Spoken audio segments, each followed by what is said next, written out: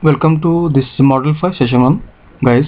So this Model 5 is totally devoted to optical networks here. So for whatever the concept we learned, that is wavelength division multiplexing, and some other the concept what we learned in studying the optical amplifiers and WDA DM. So we are going to apply them to the synchronous and asynchronous type of networks here. Now we'll see one by one. So this is the first point I want to discuss in this model, that is optical fiber network evolution. See guys, the optical fiber network or optical fiber way of communication has got tremendous what you can say importance in nowadays for the transmission of video. If you want, you can take, or transmission of speech or media, any type of media if you want to take. So this became a very popular one compared to our normal copper cables. So what is the reason? So reason is that optical fiber cable is more advantageous than copper cables. What is the reason? The reason is very simple. The optical fiber is going to provide a wide bandwidth and moreover it is less bulky compared to copper cables, and moreover its maintenance also less compared to copper cables. So that is a secondary thing, but these are the two main reasons, wide bandwidth and less bulky. So because of that, the optical fiber has got more sound in transferring these types of data or information, maybe speech, media, or any type of data. So by looking at this, the SDH here, what you are observing, so this is the graph. It is showing switching times versus emerging deployment time scale. So by looking at the synchronous digital hierarchy and what you can say synchronous optical networks, which are actually based on the point-to-point communication during 1990s, are now on the verge of upgradation. Now these things are now on the verge of upgradation. They are updating using many types of nowadays existing wavelength routed technologies. Okay, the main reason for this one is many available switching networks, topologies, their configurations, switching speeds, and many available optical devices enabling technologies. So because of that, they don't want to be remain based on the point-to-point approaches. They want to be converted to some other things like optical circuit switching or packet switching, like that we can see later. So based on their respective improvements, so what they have been laid during 1990s, since the last 2 decades what we are observing, now we are here in the second generation. So the main problem with these things, wavelength routing technologies or SDS or SONET, is that they are very much static and non-reconfigurable. That means that, so listen here guys, what you mean by static or non-reconfigurable means once you assign the traffic to a particular what you can say optical communication system, and by some reason we will assume that that information will not reach the destination. In that case, we can think of reassigning that traffic to some other communication system, optical communication system. That is not possible here. That what we mean by non-reconfigurable. We cannot reassign the traffic in case the information will not reach the destination.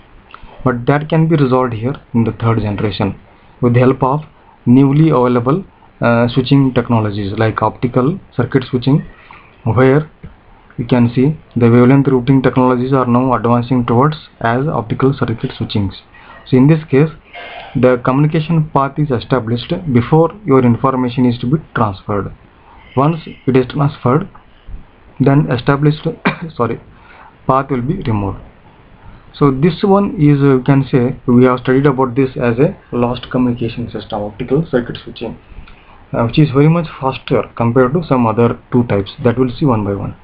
Whereas in optical packet switching, where you can see SDS and SONET are on the verge to convert into OPS after 5 or 10 years. There is a third generation where the whole message or information is broken down into smaller packets, and each packet is now sent over the communication path, established path, with each packet containing control and address information of the destination.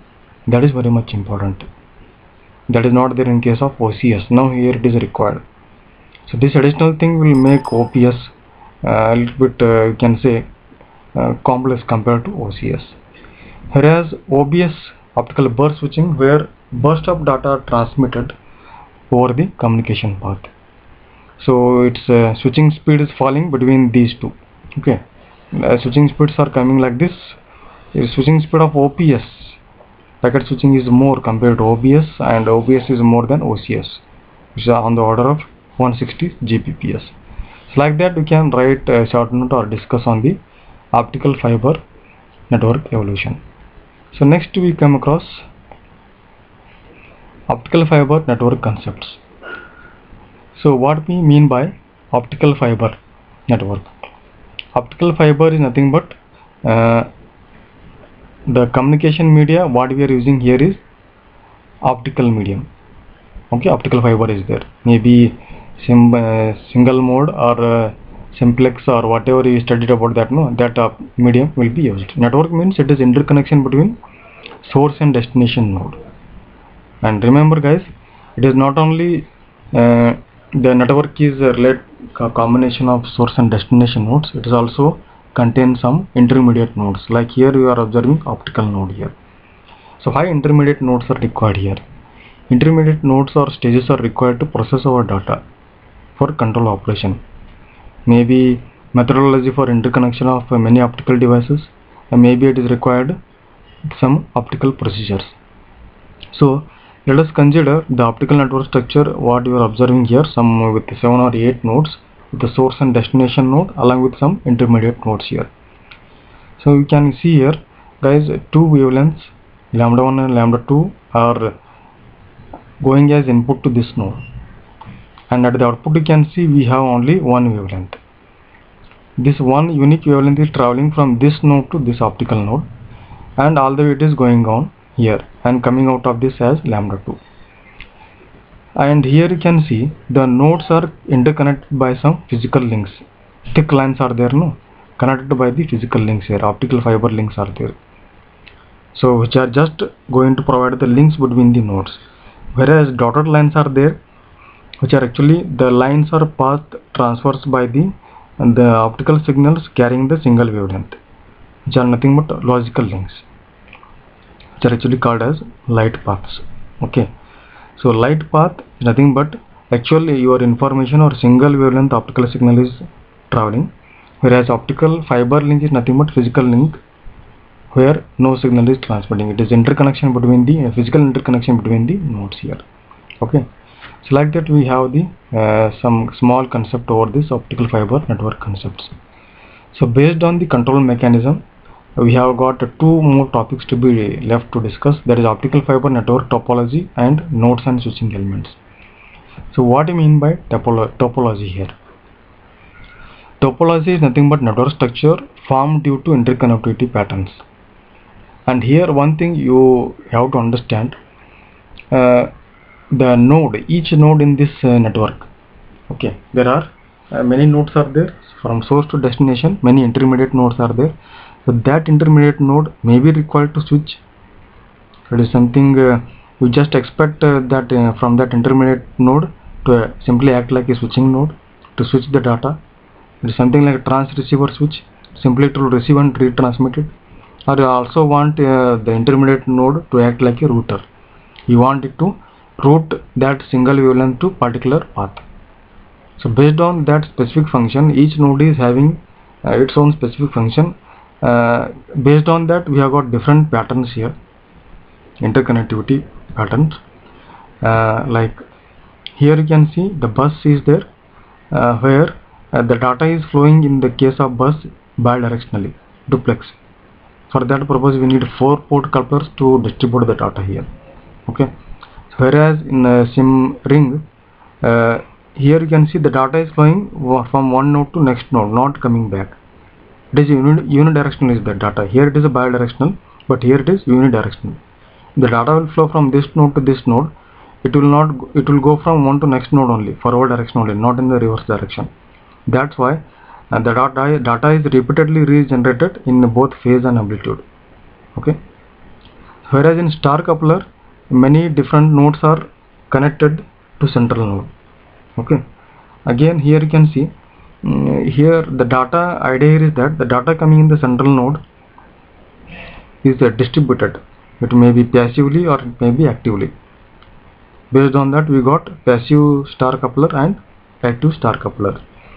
Passive star coupler means the data is distributed passively by using circulator or whatever, split up into 8 nodes or the 8 with respect to 8 nodes, the data is equally divided.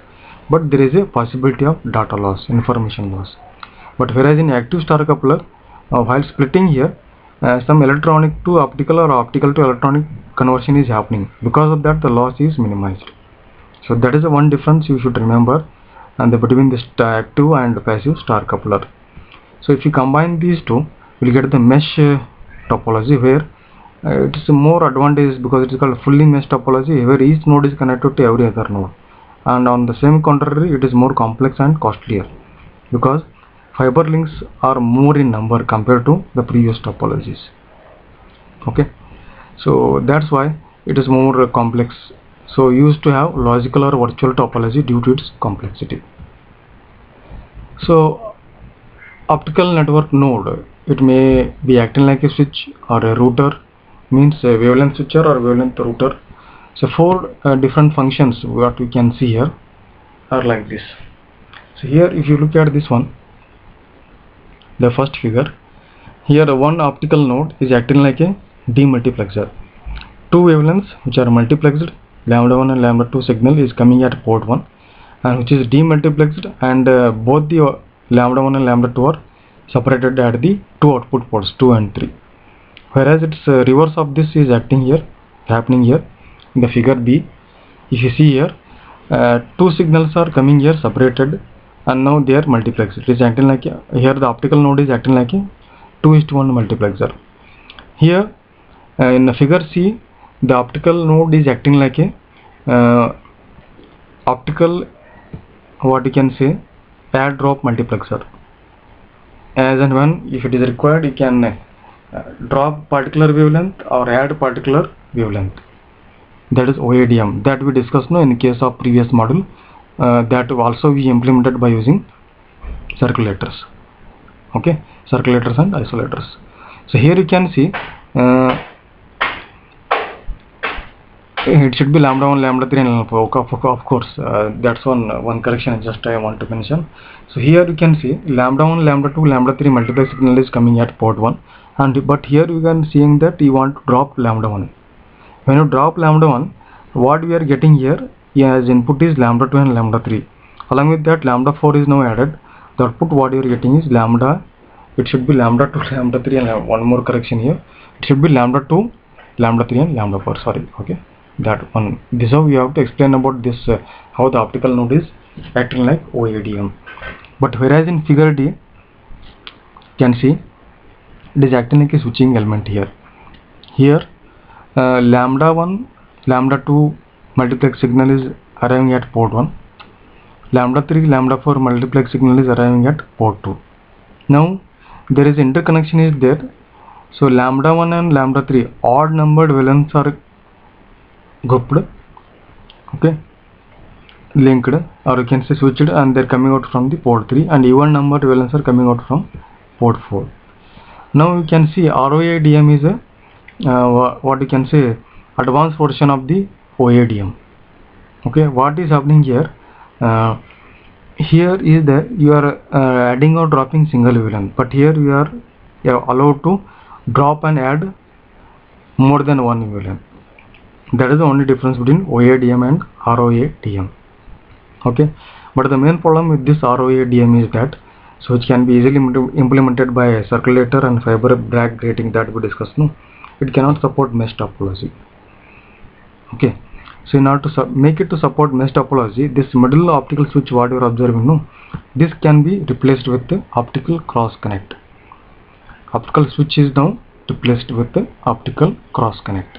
Okay, and this optical cross connect has got a lot of features because it provides you the switching connection between two interface points, provides an interface between different transmission methodologies, like wavelength interchangeable is possible. For example, if lambda 2 is coming here, we'll make it to go out from port 1 or port N. not only from lambda 2, we'll also make it to go out from port 1 or port N, no any objection. That is wavelength interchangeable. Allowing optoelectronic conversions, it is possible here, and allowing optical wavelength converters, that is also it is supported here. Okay, so with the help of this OXC, optical cross connect, we got two more versions here. One is a physical connection. Any incoming input is allowed to go out at any outgoing port, that is physically only one incoming and one outgoing. Any incoming physical signal can be allowed to go out at any one of the outgoing. Suppose if you want to make more than one input signal to go out from one particular output, in that case that also possible. We can make, you can see logical links are there, dotted lines. We are making here two informations are multiplexing here coming out from the port, this port. There is a logical interconnection. So this is how we can explain about the this particular concept. Okay, now we'll stop.